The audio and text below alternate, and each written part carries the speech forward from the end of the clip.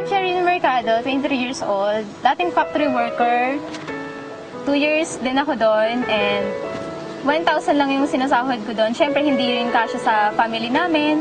Then, yung father ko wala din trabaho. Yung brother ko lang yung nag-work sa amin.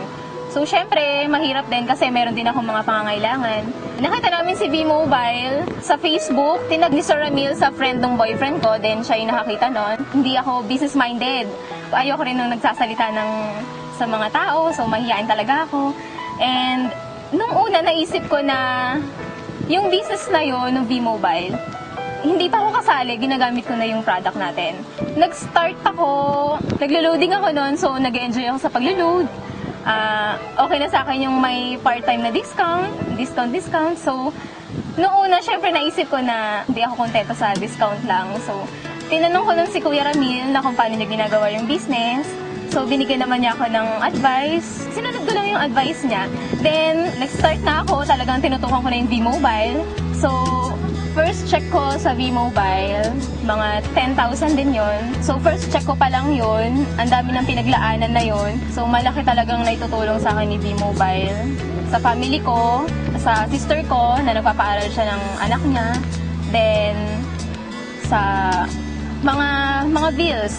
So, ako na lahat na gumagastos sa bahay.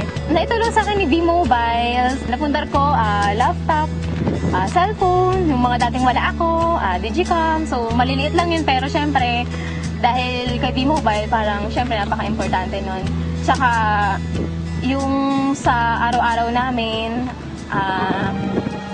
syempre hindi na mahirapan yung parents ko na humiram ng pera sa ibang tao, na umutang. Tapos, yung ate ko, natutulungan ko din. Then, sa sarili ko, nakakapag-savings na ako.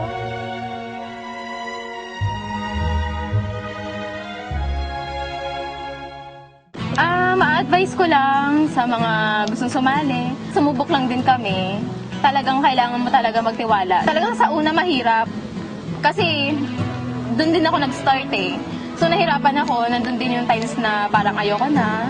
So, sabi sa akin ng boyfriend ko na, sige, kung ayaw mo na, babalik ka ulit sa factory, hindi mo makakamit yan. Hindi ka na ganyan ngayon. So ako, syempre, parang gusto ko na umahon sa kahirapan. Tinuloy-tuloy ko lang din. Tsaka wala naman pong mawawala kung tuloy-tuloy mo lang yung business mo ngayon.